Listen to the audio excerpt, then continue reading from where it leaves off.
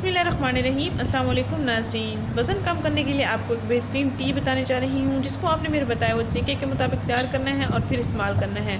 इंशाल्लाह इसके इस्तेमाल से आपका मैदा भी ठीक हो जाएगा, आपके जिस्म की फालतू चर्बी भी पिघल जाएगी। सर्दियों गर्मियों दोनों मौसमों के लिए ये मौजू है, हर उम्र के अफराद इसका इस्तेमाल कर सकते हैं।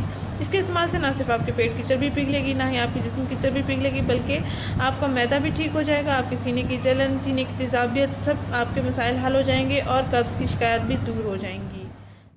नाज़रीन, जो रोज़ादार हैं वो अफ्तारी के 1 घंटा बाद इस टी का इस्तेमाल कर सकते हैं।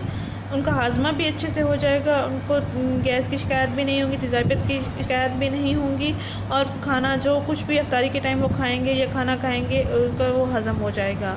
और जो रोज़ादार नहीं है वो दिन के खाने के बाद इसका इस्तेमाल करेंगे। नाज़रीन, आपने इसको बनाना इस तरीके से है कि 2 कप पानी लेना है। 2 कप पानी में आपने तकरीबन इतने से पीसेस हों, 7 टुकड़े हों अदरक के, आपने 2 कप पानी में इन अदरक के टुकड़ों को बॉयल कर लेना है अच्छे से।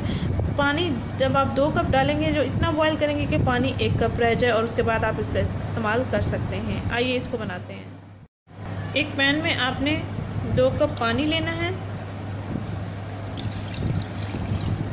और इसमें आपने कटे हुए अदरक के पीसेस डालने हैं।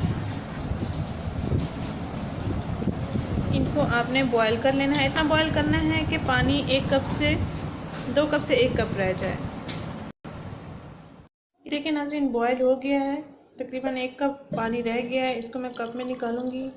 इसको आपने नीम गर्म इस्तेमाल करना है, ज़्यादा गर्म भी इस्तेमाल नहीं करना आपने। अब इसमें मैं आधा चम्मच शहद को ऐड करूंगी। इसमें मैं तकरीबन आधा चम्मच शहद को ऐड करूंगी और अच्छे से इसको मिक्स कर लूँगी। शहद को आपने अच्छे से मिक्स कर लेना है, उसके बाद आपने इसको इस्तेमाल करना है।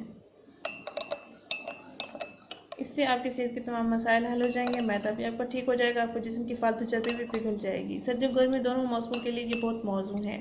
नाज़रीन, अगर ये वीडियो आपको पसंद आई है तो उसको लाइक करें, चैनल को जरूर सब्सक्राइब करें, इस वीडियो को जरूर शेयर करें। शुक्रिया, अल्लाह हाफिज़।